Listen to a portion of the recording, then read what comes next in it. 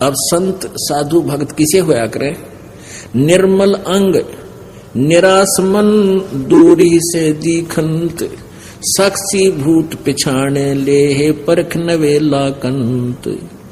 कुंदन जे हे ताव दे मुझे नहीं मुचकाई, सो तो साक्षी भूत है अनगिन ताव सहाई।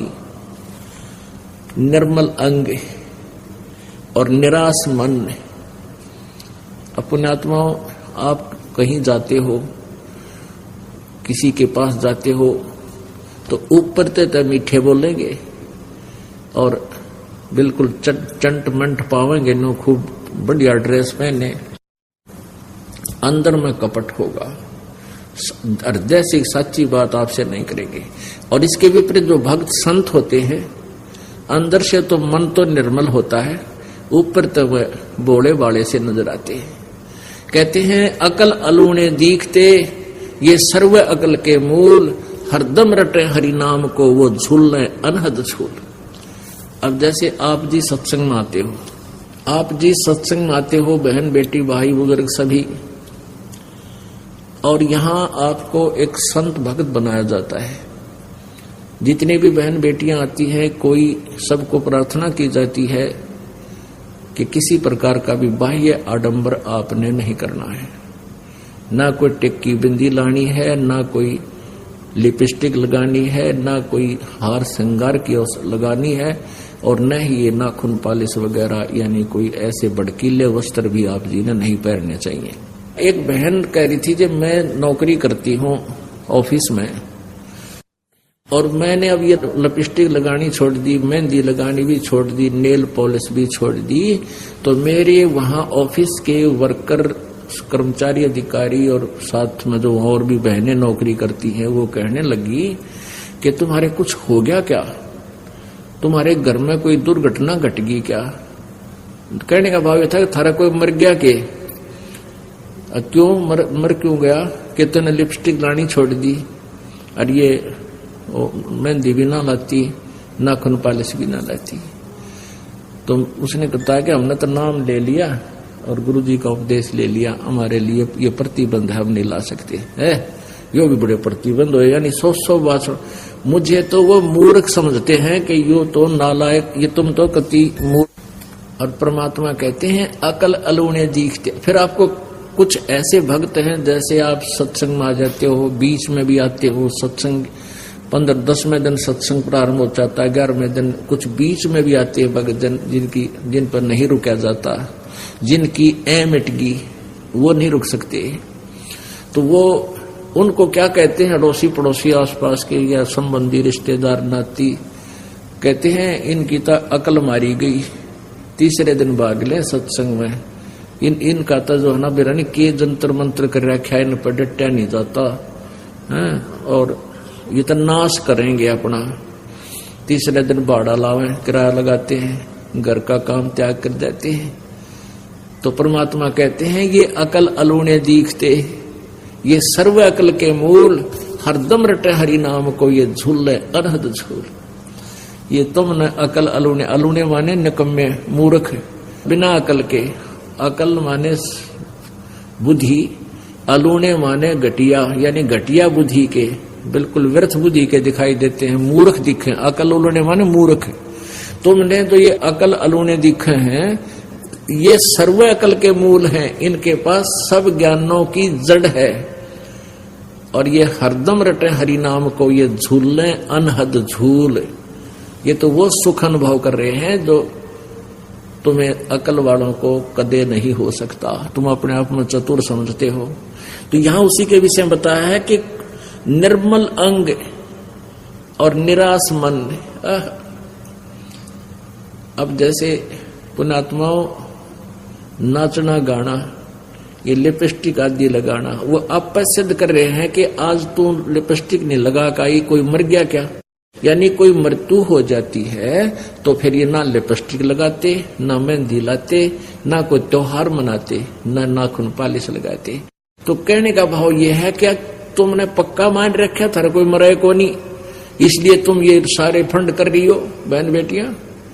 तो हमें पहले ही पता है कि कभी भी बिजली गिर सकती है, फिर क्यों हम हम पहले ना लाते, जरूरत कोई नहीं। यहाँ पर भगवान ने वैसे शरीर बतेरा अच्छा दे रखा है, इसका सुंदरता इसकी है, जो भक्ति करे तो सुंदर है, ना तो काटने का कोई ना।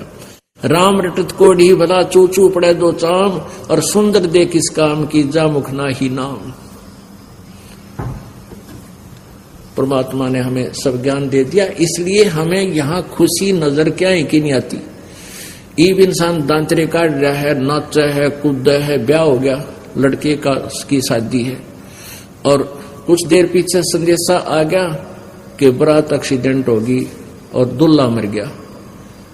कई बार देखते हैं समाचार पत्रों में, पहले दिन डांस की फिल्म आ रहे हैं उनके, अगले दिन वहां रोआ राट माच रहा है, वो लड़का मर गया। जैसे नानक साहब जी कहते हैं, ना जाने काल की कर डारे, किस विध ढल जा पासा वे, और जिनाते सरते मौत खुड़क दी, उनानो केड़ा हासा वे।